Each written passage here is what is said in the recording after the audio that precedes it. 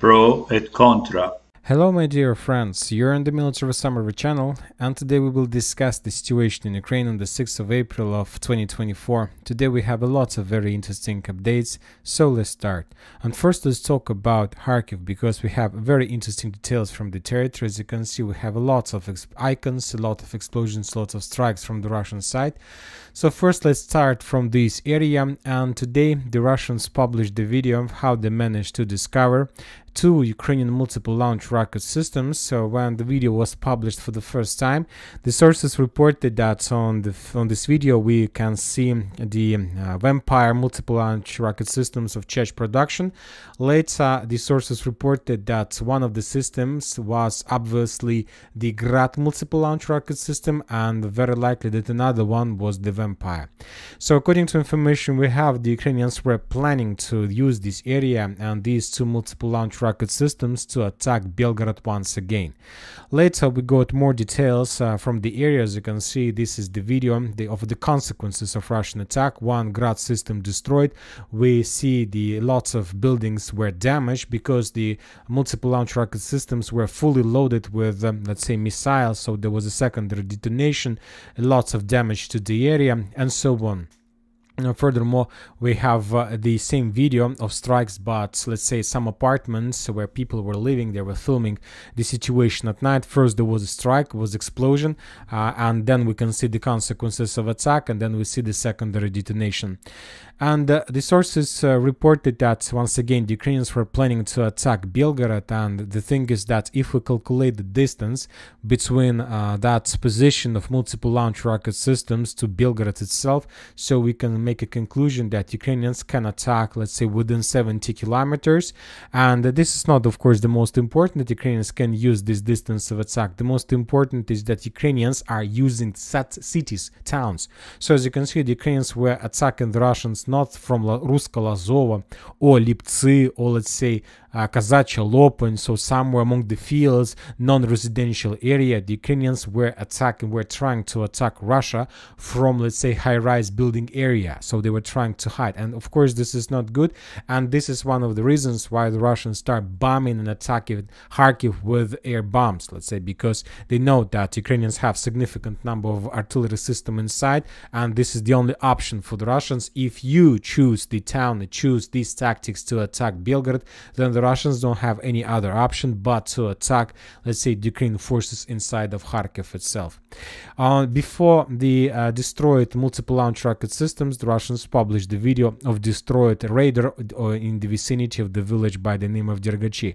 Furthermore, the Ministry of Defense of Russian Federation reported that the Russians during the previous 24 hours managed to discover in the city of Kharkiv, destroy two launchers of the French-Italian SAM-T anti-aircraft missile system. So before, let's say, Russian attacks, first there was suppression, and then the Russians start bombing and attacking. You know that Russians continue, let's say, bombing and attacking Ukraine and Kharkiv with Gerans. Another video from Kharkiv, just an explosion without any resistance from the Ukrainian side, without any air defense. You know that the NATO specialists and Western specialists are saying that if the situation continued to develop the same way, in 10 months, the population of Kharkiv will be up to 20% of the current population. So Kharkiv is the current population. Right now there are around 1,300,000 people live inside in Kharkiv, and in 10 months the population is going to be around 20% of this number. So not so many as we understand, and before the special military operation there were even more.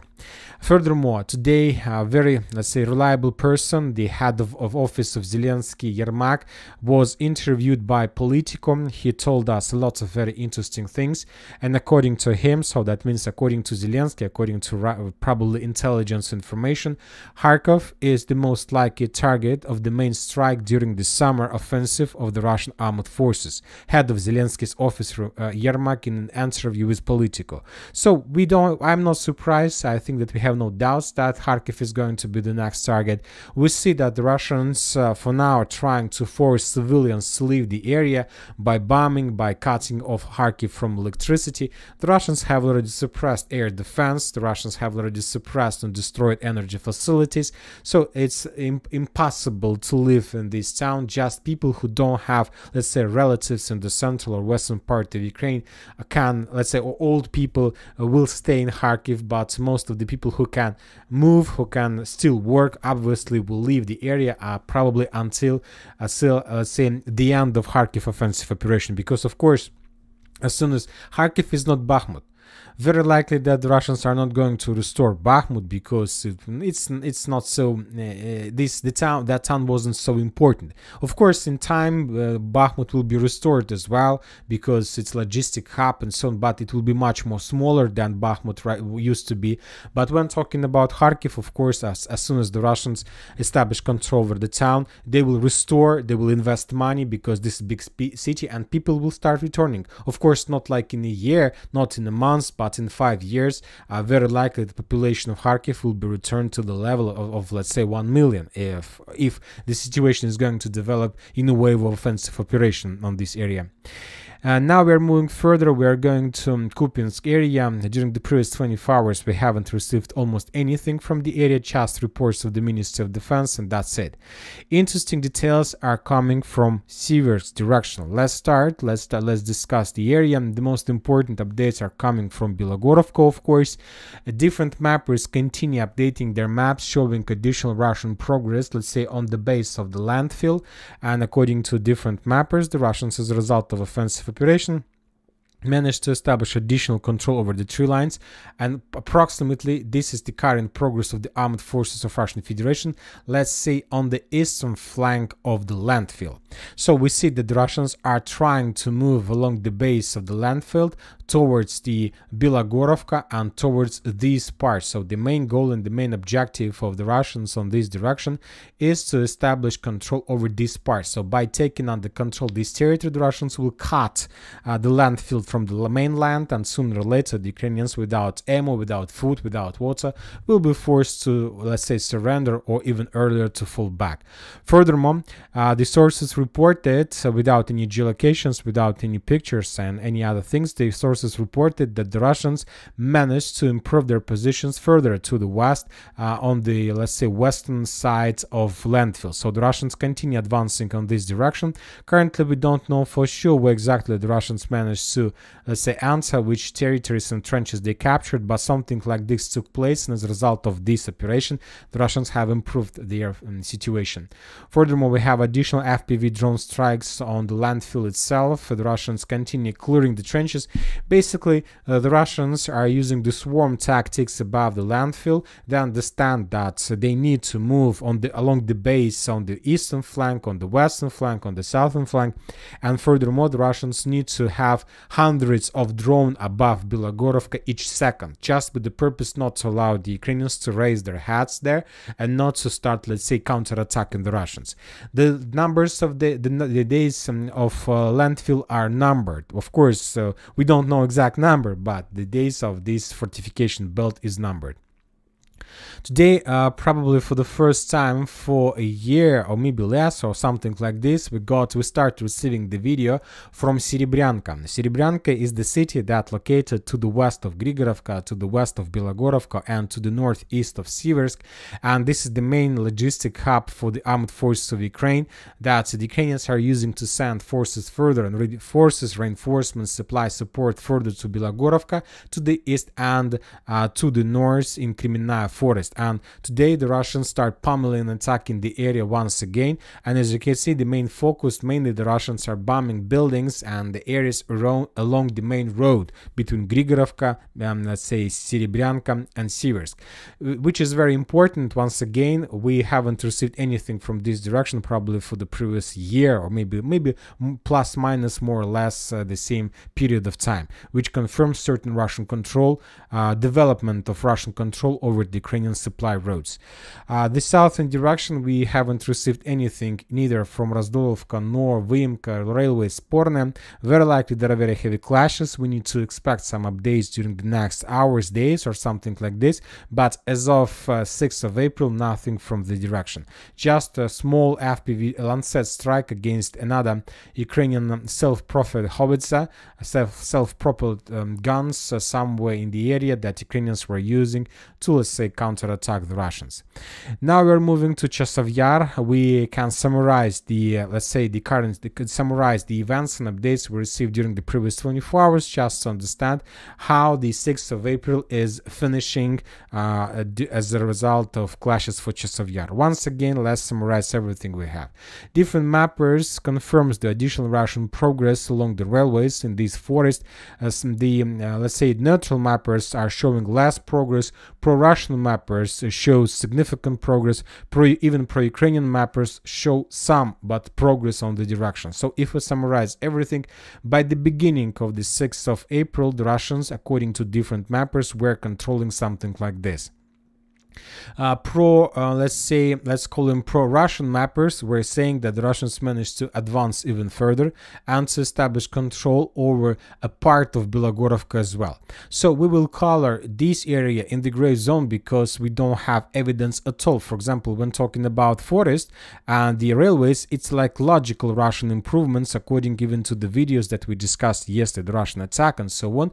But when talking about Belogorovka, very unlikely the Russians managed to establish control over significant number of buildings just for 1 week. So let's mark this as a gray zone, as with a blue, let's say white cloud, just for better understanding of updates and summary we're doing right now. Furthermore, the Russians, as we discussed, were attacking, and the main plan was not to attack Chasov Yar from the east, let's say, but the main attack, the main goal of the Russian forces was to enter the northeastern part of the eastern part of Chasov Yar. And right before we start making the video, the sources reported that the Russians did manage to enter the territory and to establish more or less reliable stronghold in this part of Chasov Yar, and the Russians started digging in deeper. So this is the beginning of the clashes inside of Chasov Yar, inside of the northeastern part of the eastern part. The Ukrainians, according to information we have, concentrated up to 1 battalion on this part of Chasov Yar, so the clashes are going to be very heavy on the direction. And the Russians, of course, I don't think that Ukrainians have chances to hold the area for a very long time, because the Russians are bombing this area, let's say 24 hours, 7 days a week, with cluster rounds, with RBK 500, with aviation bombs, with just regular artillery. The Russians hunting for the Ukrainians, let's say, light vehicles, forces with FPV drones. They destroy everything they see. So for now, I don't see any chances for the Ukrainian side. But anyway, the Ukrainians will try to hold the Russians as long as possible. The Ukrainians are trying to prepare the defense belt, let's say, inside of Chasov Yar. Today also we got a report from the head of Ukrainian army, Syrsky. He stated that there are no, let's say, there is no Russian presence in the eastern part of Chasov Yar. He stated that this morning, but during the day probably something changed. Furthermore, the Russian mappers also claims that the Russians have progressed to the west of Ivanovska, and according to information we have, by the evening of the 6th of April, the Russians also established control over these forest belts, over these territories, let's say as a result of offensive operation, yet without any geolocated confirmations. Anyway, we see that the battle for Chasov Yar is ongoing. The situation is very difficult for the Ukrainians, but let's say the Russians, as they managed to get as close as possible to canal, to the Chasov Yar, the Seversky Donetsk-Donbass canal, activated in the southern direction between Kurdyumovka, Zelenopolye and Nazaryanovka. Just during the previous 24 hours, we got significant number of geolocations of the first phase of the ground operation of the direction. The Russians were FPV droning the territory with significant number of FPV drones and artilleries. On this video, we can see the Ukrainian, let's say, strongholds under very heavy Russian fire. A lot of drones were flying above the territory, hunting the Ukrainian positions, MO depots, command centers, let's say FPV drone positions, machine gun positions, a lots of strikes, significant damage. The Russians also were using artillery. So all these videos published just during the previous 24 hours can, let's say, make us think that very likely the Russians do have some plans exactly on the southern direction. And this is logical because, as we discussed, even if the Russians are able to reach the, let's say, establish control over Grigorovka, Kalinovka, Canal itself, and Ivanovskaya Forest, Klishevka, if the Russians want to move further to Chasov Yar, the only possible solution for them, first of all, to storm the flanks and to establish control over flanks. So very likely that the Russians can do this also from Zelenopolye Zaryanovka towards Delievka, Bilogorovka, Alexandra Shutina, and Pritechna. So using this road to attack, the Russians will try to establish control over the main supply road that goes from Konstantinovka to Chasov Yar. So this is like saying the same Bakhmut, Artyomovsk, established control over supply roads, and this is the southern, let's say, offensive flank operation.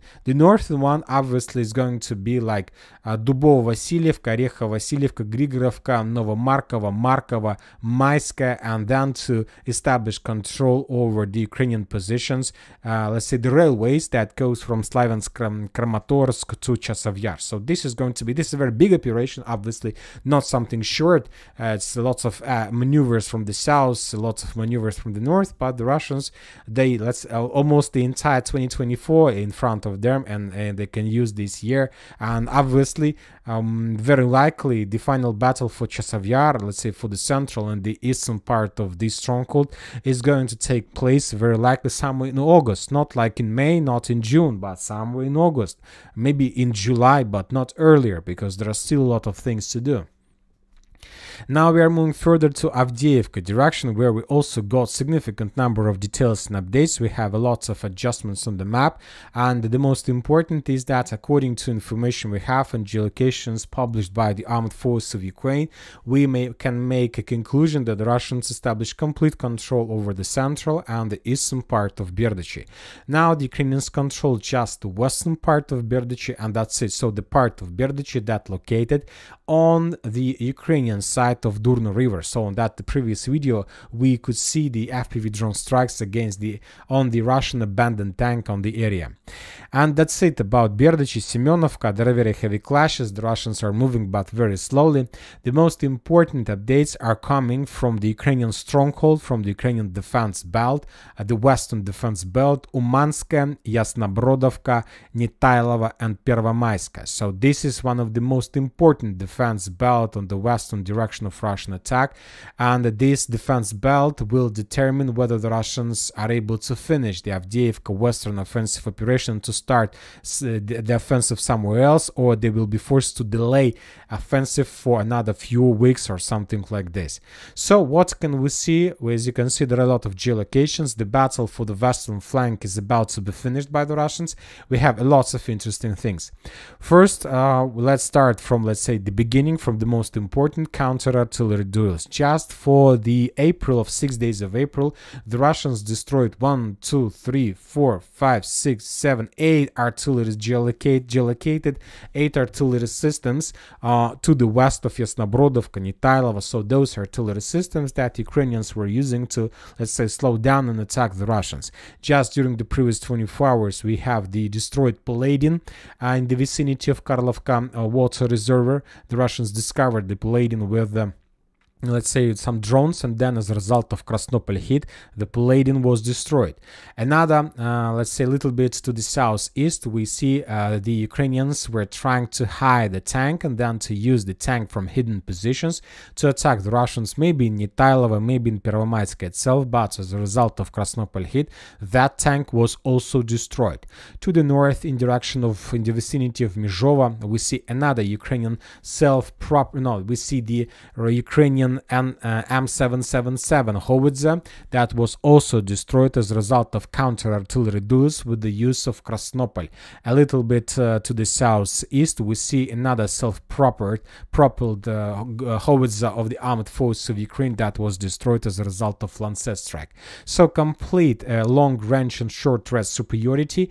Regarding and despite the Russian progress in artillery duels, the Russians understand that they're out of timings, they need to finish the battle, so that's why the Russians are sending one wave after another wave of armored vehicles trying to penetrate the Ukrainian defense belt and to cut and to split the area into many pieces, many parts. The Ukrainians still have forces to repel the Russian attacks, but it's getting more and more difficult with more and more waves from the Russian side.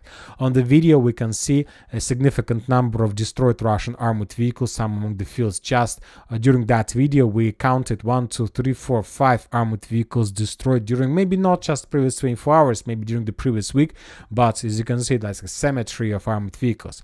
And the most important, and now we are coming to the most important updates, and the first important update is that the Russians destroyed the bridge between Umanska and Yasnobrodovka, between Umanska the northern and Manska the southern part. The Russians destroyed this bridge with some heavy artillery probably. Now there is no bridge anymore. Of course, we can't say that now the Ukrainians lose possibilities to redeploy forces from northern Manska to the southern Manska when talking about infantry, but very likely the Ukrainians lost possibilities to send forces, tanks and armored vehicles from the northern part to the southern part. So basically, if you can't send let's say vehicles from the north to the south, that means that you can't send forces at all. Now the Russians have a window of opportunity to start offensive operation to Butuli Street in Umanska, and very likely during the next 48 hours the Russians will establish complete control over the southern part of Umanska, and this is going to be the beginning of the end of battle for Karlovka water reservoir. Very interesting details are coming from Pervomaiska. If you remember the previous configuration of the map, you may notice that most of the streets like Pershatravneva, all these streets and the fields were colored as a gray zone.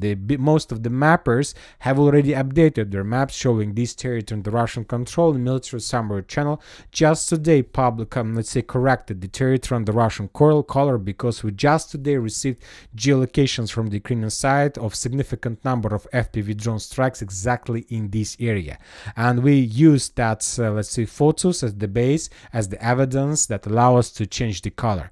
Now we see that there are just maybe less than 30% of the territory, 20-30% of Pervomaiska still remains under Ukrainian control, and very likely the Russians are about to finish the battle for Pervomaiska during the next, let's say, 100 hours or something like this. The battle is about to be finished without, let's say, let's say, connections with Umanska and Ocheretina and Novoselovka Persha. Very likely and very soon the Ukrainians will lose Yasnobrodovka, the southern part of Umanska, Pervomaiska itself, and just Nitailova. Probably the Russians will storm for the next month or months and a half, but Nitailova will fall as well. And very likely after Nitailova, the Russians will make a short operational pause for regrouping, and by this time, very likely somewhere else, the Russians will continue offensive. And very likely that by the end of the storming of the western part of Avdiivka, the main activity, the main clashes are going to start taking place exactly on the South Donetsk direction, where the Russians also continue effective counter-artillery duels. Few more howitzers were destroyed during the previous 24 hours. Every single video was geolocated, every single video is fresh. Lots of howitzers are destroying every day. Destroys are being destroyed every day. The Ukrainians losing and losing and losing. Furthermore, the Russians move their focus very far to the west in direction of Uspenovka. There is a very big stronghold, as you can see, and the Russians were bombing the stronghold with multiple launch rocket systems. This is one of the main important Ukrainian bases, logistic hubs, intersections of different roads from Kurakhova to the south, Uglidar, from Konstantinovka, Novomikhailivka to the west in Velika Novoselovka. So this area was under very heavy fire. Now we are moving to Novomikhailivka and Ugledar, and the most important updates are coming from Novomikhailivka, because if you remember the previous configuration of map, you may notice that the Russians managed to improve their positions in the northern residential area. Now the Russians control something like 50%, maybe even more. We have adjusted the map based on the geolocation. Very likely that the Russians, as we discussed in the previous video, have already established complete control over the part, but we are not like in a hurry to update the map. It's better to do this when you have geolocations.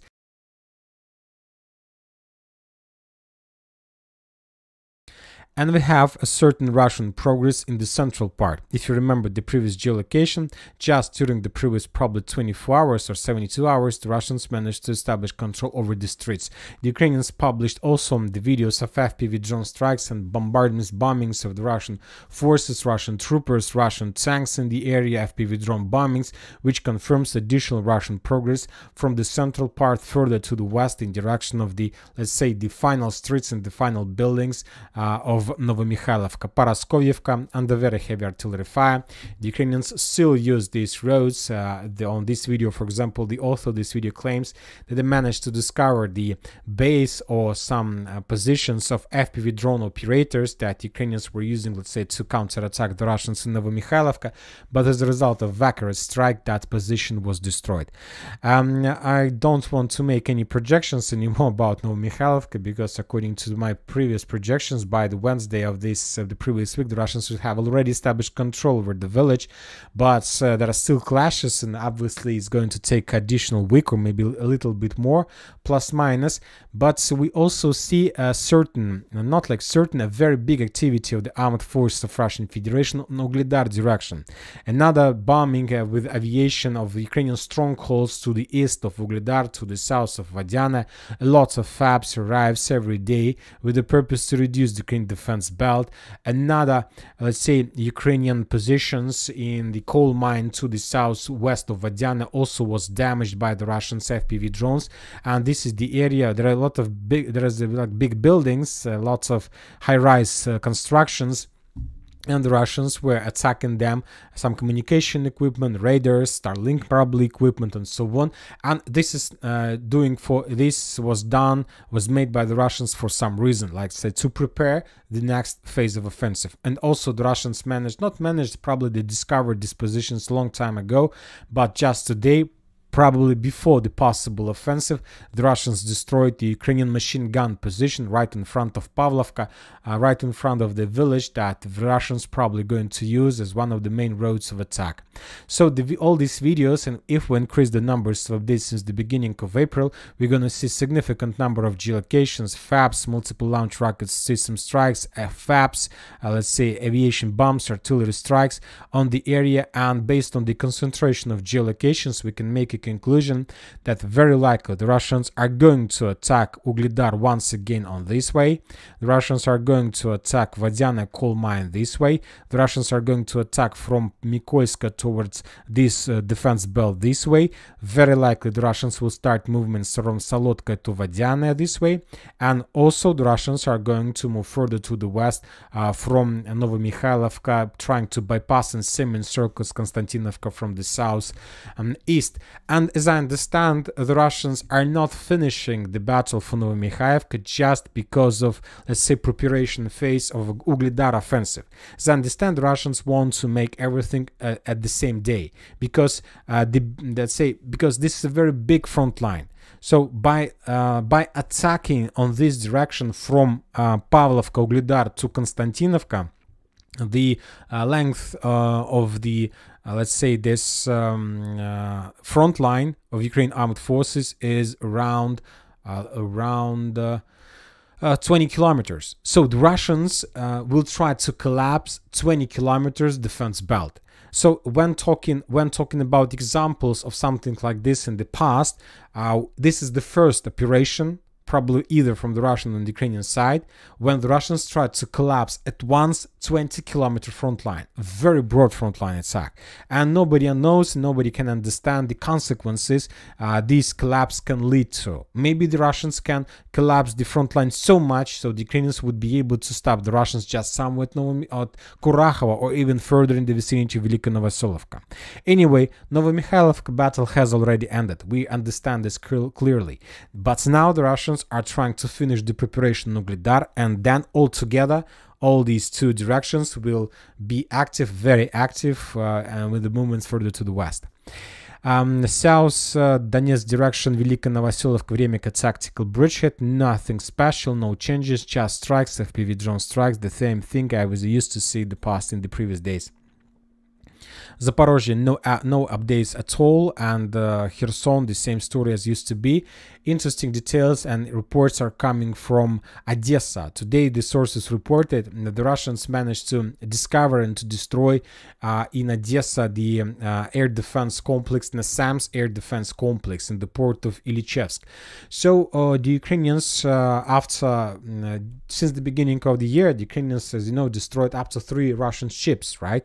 All the time after another ship destroyed, the Russians were counterattacking the area. They were destroying the bases, productions, and so on. And it was about time to start probably another Ukrainian special operation to destroy another ship. And the thing is that, as you know, today the Russians, for the first time, for the very long time, used caliber to attack the Ukraine, the entire territory of Ukraine, with calibers. Before that, during the previous half year, the Russians were using Ha-101 missile, and today, for the first time, the Russians used caliber. What does it mean? That means that the Russians during the previous months spent lots of significant number of Ha-101 missiles. Now they need to, let's say, fill their, let's say, stocks to produce like a few thousands of these missiles, and let's say in 3-4 months they will be able to start using them again. But the thing is that the Russians can't stop attacking the territory of Ukraine with missiles, because the Ukrainians will be able to, let's say, restore air defense, restore some production. So that's why it's time to start using calibers, because during the previous half year the Russians managed to collect significant number of them, and the Black Sea and the Caspian are the only let's say places that the Russians can use to attack Ukraine with calibers. So the Ukrainians understand this, so that's why the Ukrainians want to be prepared before caliber strikes, because caliber missile can be launched from submarines, from ships. So the Ukrainians will try to hunt and to attack the Russian submarines, and so caliber carriers. And of course the Russians don't want to lose a submarine in the Black Sea. This is going to be a very big disaster, very big, let's say, reputational losses. So that's why the Russians will intensify their bombings of Odessa during the next few days, just to reduce the Ukrainian possibilities. And today won one of those cases. The air defense systems was destroyed. The production areas of the Navy drones also were destroyed. So we'll see what is going to be next. But obviously the next phase of the Black Sea battle is going to be very interesting, because the Russians will be forced to, let's say, to attack with missile with caliber carriers. So that's why they will be not like they will be an easy, not easy, they will be more easy target for the Ukrainian Navy drones in comparison with the previous period of time. So that's why the Ukrainians will try to counterattack, and these all upcoming counterattacks can lead probably to even some losses. We'll see, of course, what is going to be, and then we will make some conclusions and so on. And probably that's it. Yes, that's it for today. Military Summary channel reminds you to condemn any violence in the world. Thank you for watching. Subscribe to my channel, put your likes, join my Patreon, and have a good day. Bye bye. Thank you for watching. Like and subscribe.